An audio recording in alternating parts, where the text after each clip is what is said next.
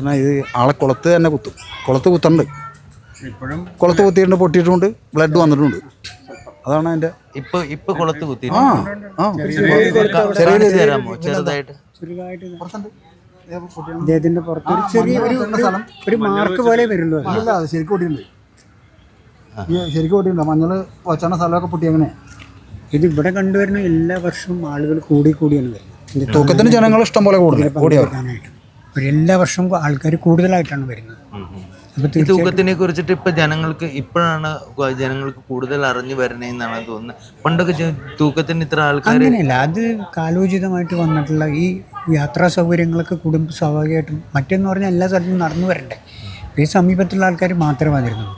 പിന്നെ സ്വാഭാവികമായിട്ടും ഇപ്പോൾ മീഡിയയുടെയൊക്കെ ഇത് വന്നുകൊണ്ട് ഒരുപാട് ഇതിനെക്കുറിച്ച് അവയർനെസ് വന്നു. പല പല ചാനലുകൾ ഇത് ഒരുപാട് റിപ്പീറ്റഡായിട്ട് കാണിക്കണം. അപ്പോൾ എന്താണെന്ന് അറിയാനുള്ളൊരു കൗതുകം കൊണ്ട് കൂടി ആൾക്കാർ വരുമല്ലോ തീർച്ചയായിട്ടും. പിന്നെ എന്തെങ്കിലും അവർക്കൊരു തീർച്ചയായിട്ടും അതിൻ്റെ എന്തെങ്കിലും ഒരു സംഭവം അവർക്ക് കിട്ടുന്നുണ്ടാവില്ല, അല്ലെങ്കിൽ അവരിതിന് മെനക്കെട്ട് വരാനുള്ളൊരു ഇതുണ്ടാവില്ലല്ലോ. ഇതിൻ്റെ ഇപ്പോൾ വരവ് എങ്ങനെയാണ്?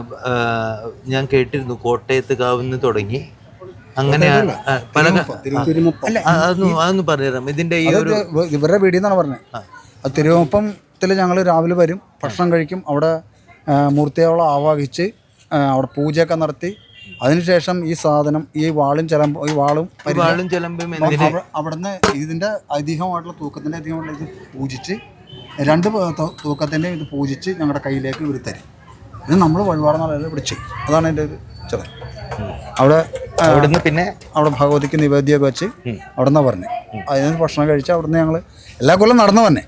ഈ തവണ വഴിയൊക്കെ ഇങ്ങനെ നടന്നുകൊണ്ടിരിക്കണതിൻ്റെ ചൂടും പണി നടന്നുകൊണ്ടിരിക്കുന്ന പേരിൽ ഞങ്ങൾ ഈ തവണ കാവിൽ നട വരെ വണ്ടിക്ക് പോകും. ഇതൊക്കെ ആദ്യമായിട്ട് ഉണ്ടാവുന്നതാണ്, ഇതുവരെ നടന്നു പറഞ്ഞു. എത്ര കിലോമീറ്റർ ഉണ്ടാവും? ഒരു 1.5 കിലോമീറ്റർ. ഈ വൈരത്തി ഞങ്ങൾ നടന്ന് വരും.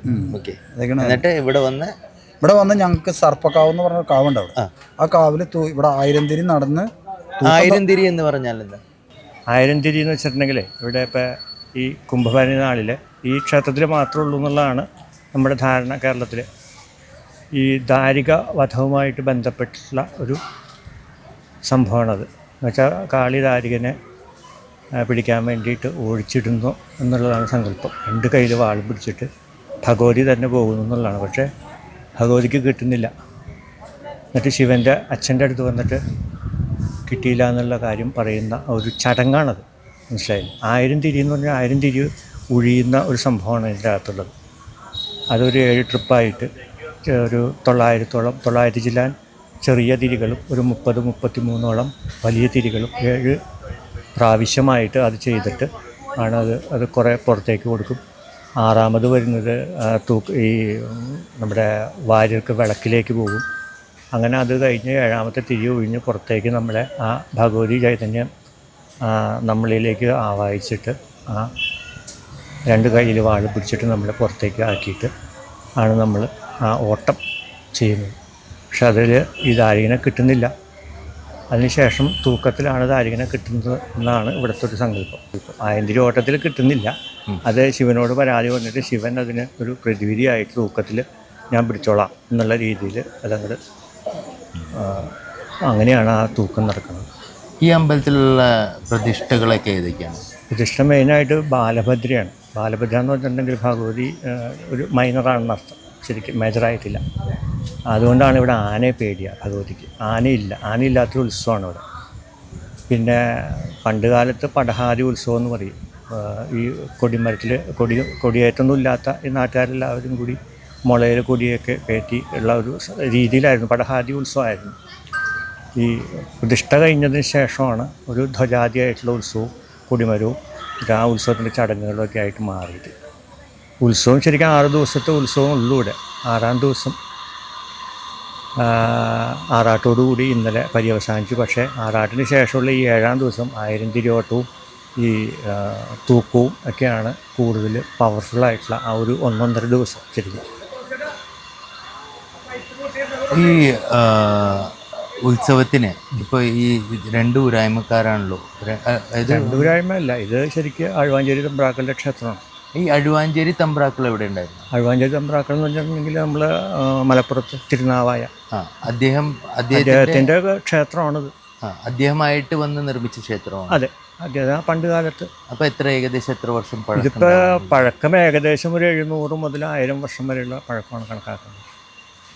അപ്പോൾ താങ്കളിവിടെ എത്ര? ഞാനിപ്പോൾ ഇവിടെ ആയിട്ട് ഏകദേശം 95 മുതൽ ഞാനിവിടെ ഉണ്ട്.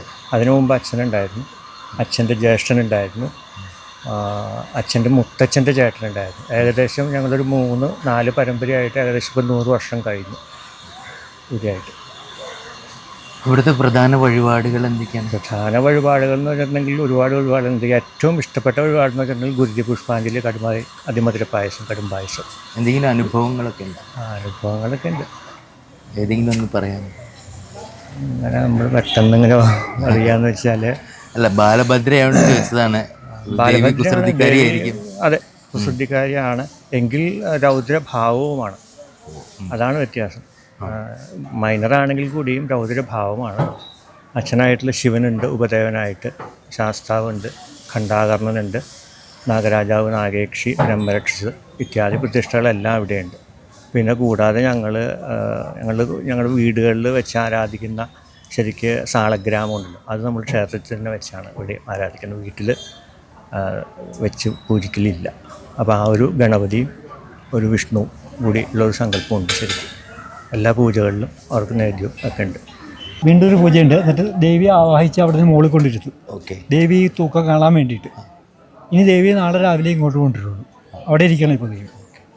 അപ്പോൾ ഈ 1000 തിരി തൂക്കം 1000 തിരി കഴിഞ്ഞ് കഴിഞ്ഞാൽ പിന്നെ തൂക്കം അത് ഓരോ ദേശക്കാരുടെ ആയിട്ട് 2 ദേശക്കാരുടെ നടക്കണം. ദേശം എന്ന് പറഞ്ഞാൽ ഇതൊരു ട്രസ്റ്റാണ്. മറ്റേത് ആലങ്ങാട് ദേശം. ഇതൊരു ട്രസ്റ്റ് എന്ന് പറഞ്ഞാൽ തിരുവപ്പ ട്രസ്റ്റ്. ഏതാണ് വാര്യത്തിന്റെ പേരെന്തായിരുന്നു? തിരുമുപ്പത്ത് പടിക്കൽ വാര്യം.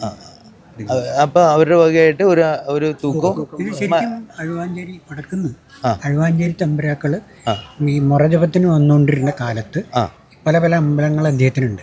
ആ കൂട്ടത്തിൽ പെടുന്ന ക്ഷേത്രമാണ് ഇതും തിരുമുപ്പത്ത് അമ്പലം.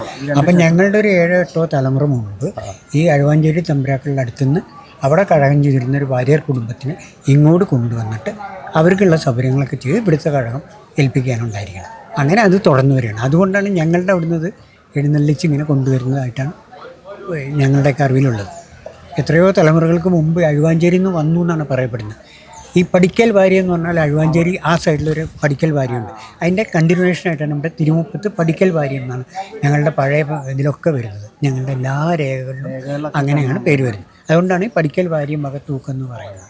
അതാണ് എൻ്റെ ഒരു സംഭവം. എൻ്റെ പേര് ചന്ദ്രശേഖരൻ. ചേട്ടൻ ഈ അമ്പലത്തിനോട് ചേർന്നിട്ടാണല്ലോ വീട്? അതെ. അപ്പോൾ ഈ അമ്പലമായിട്ട് എന്തെങ്കിലും ബന്ധം? അമ്പലത്തിൻ്റെ എൻ്റെ അച്ഛനായിരുന്നു ഇവിടുത്തെ സംബന്ധിമാരാര്. ഇപ്പോൾ ഇത് 1000 തിരി പൂജ്യം ഫോട്ടോ കണ്ടില്ലേ? അപ്പോൾ അവിടെ ചെണ്ടയും കൂട്ടി പോകണ കണ്ടിരുന്നോ? അത് അച്ഛൻ്റെ മരുമക്കളാണ്.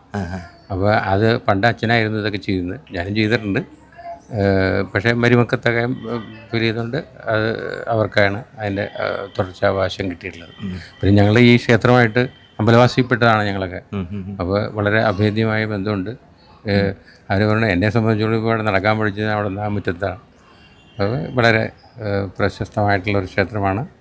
വർഷങ്ങളായിട്ടുള്ള 700 വർഷമെങ്കിലും ചുരുങ്ങിയത് പഴക്കം പറയുന്നുണ്ട്.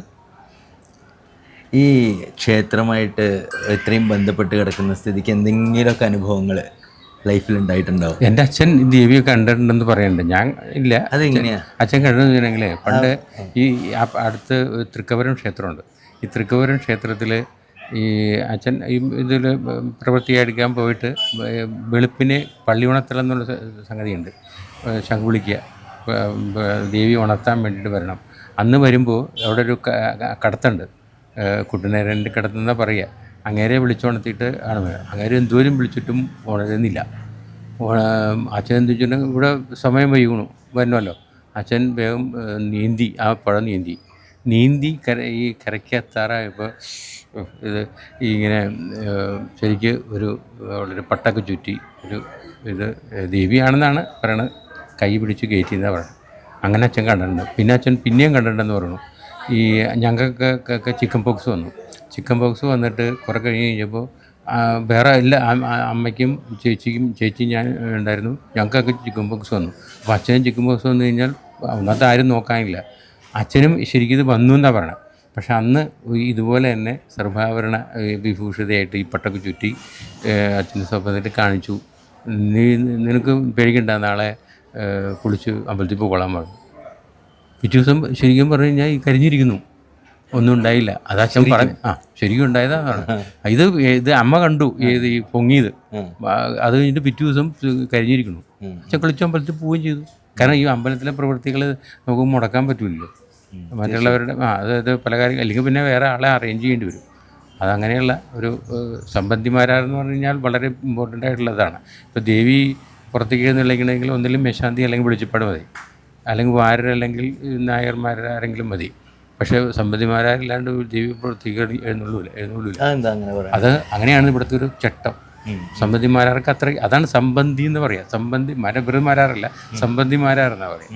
ആ സംബന്ധിക്ക് അതിനെന്തെങ്കിലും ഒരു സംഭവം ഉണ്ടോ അതിന്റെ ബാക്ക്ഗ്രൗണ്ടിൽ? അല്ല, അതിനുള്ള ഒരു സ്ഥാനം വരാൻ അതങ്ങനെ ഒരു വച്ച് കൊടുത്തിരിക്കുന്ന ഒരു സംവിധാനമാണ്.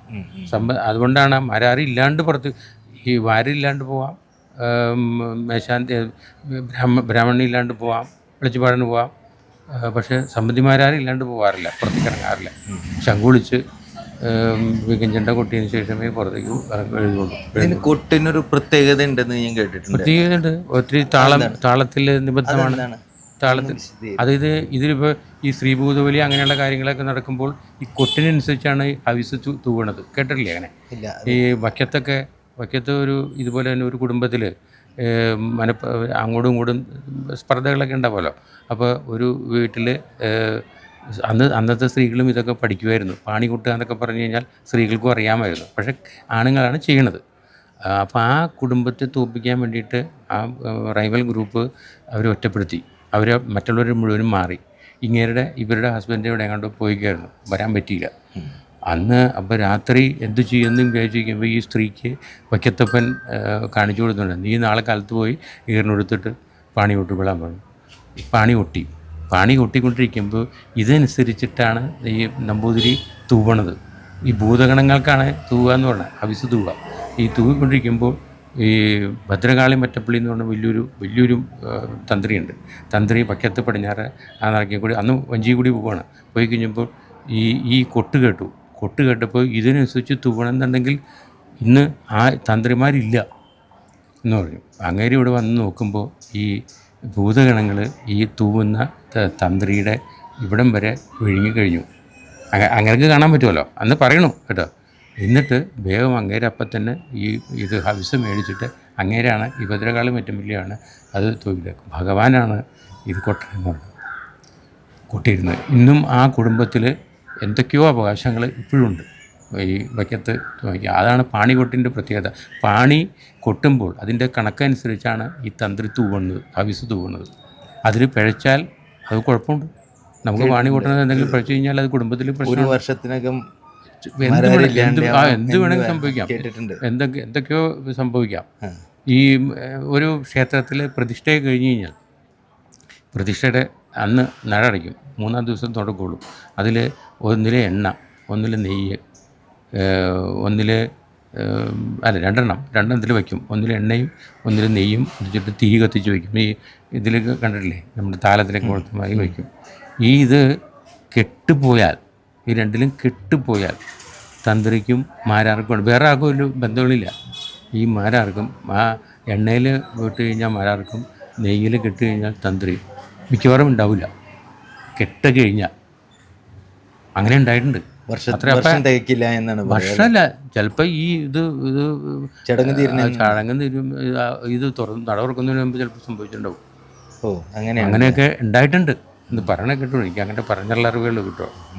അപ്പോൾ ആ ബന്ധം എന്ന് പറഞ്ഞാൽ ആ കൊട്ടുന്ന താളത്തിനുള്ള പ്രത്യേകതകളാണ് പറഞ്ഞത്. മാരാരുടെ പാണികളൊക്കെ അറിയാം. തോം തോം തത്തോം തത്വം തതന്തോം തത്വം തതന്തോം തോം തോം തത്വം തത്തത്തോം തക്കിട്ട തത്വം തോന്തോ തത്വം തോ തോ തത്വം. അതാണ് സാധാരണ പാണി. പിന്നെ വലിയ കോംപ്ലിക്കേറ്റഡ് പാണികൾക്ക് പ്രതിഷ്ഠകൾക്കൊക്കെ വേറെ പാണികളുണ്ട്. അതൊന്നും എനിക്കറിയില്ല. ജനങ്ങൾക്ക് അറിയില്ല. ഇതിപ്പോൾ സാധാരണ ശിവയിലേക്കൊക്കെ എഴുന്നള്ളിക്കുന്നതിന് മുമ്പ് ചെറിയ ഇപ്പോൾ കൊടിയിറക്ക ഇതില്ലേ, എന്താണ്, ആറാട്ട് കൊടി കയറ്റുന്നതിന് മുമ്പ് അതിനുള്ള പാണികളാണ്. അത് വളരെ ചെറുതാണ് കേട്ടോ. അതുപോലും പിഴച്ചാൽ ഈ ആ കുടുംബത്തിൽ ആരെങ്കിലുമൊക്കെ എന്തെങ്കിലും മൃത്യു സംഭവിക്കാം, അല്ലെങ്കിൽ എന്തെങ്കിലും പ്രശ്നങ്ങളുണ്ടാവാം. ഈ തന്ത്രിക്കും മാരാർക്കുമാണ് ഈ പൂജാവിധികളുമായിട്ട് ബന്ധങ്ങളുള്ളത്. ഈ ശ്രീഭൂതബലിയെ കണ്ടിട്ടില്ലേ? എല്ലാ ക്ഷേത്രങ്ങളിലും ഉത്സവ സമയത്ത് ശ്രീഭൂതബലി ഉണ്ടാവില്ലേ? ആ സമയത്ത് ഈ കൊട്ടിനനുസരിച്ച്, ഈ പാണി കൊട്ടിനനുസരിച്ചാണ് തന്ത്രി തൂവണത്. ഭൂതഗണങ്ങൾക്ക് ആണ് ഈ ഹവിസ് തൂവണയെന്ന് പറയണം. അപ്പോൾ ഭൂതഗണങ്ങൾ ആ പ്രത്യേക താളത്തിനനുസരിച്ചാണ് വരുന്നത്. അത് താളം തെറ്റിക്കഴിഞ്ഞാൽ വേറെ ഒരാൾ വരേണ്ടതിന് പകരം വേറെ ആൾ വരും. അപ്പോൾ അത് പ്രശ്നമാവും. അതിൻ്റെ ഓട്ടക്കണൻ എന്നൊക്കെ പറഞ്ഞ കേട്ടോ. എനിക്ക് അങ്ങനെയുള്ള അറിവാണ് കേട്ടോ. അങ്ങനെ പറയുന്നു, വിധി അങ്ങനെയാണെന്ന് പറയുന്നു. കൂടുതൽ വീഡിയോകൾക്കായി ചാനൽ സബ്സ്ക്രൈബ് ചെയ്യുക, ബെൽ ബട്ടണും അമർത്തുക.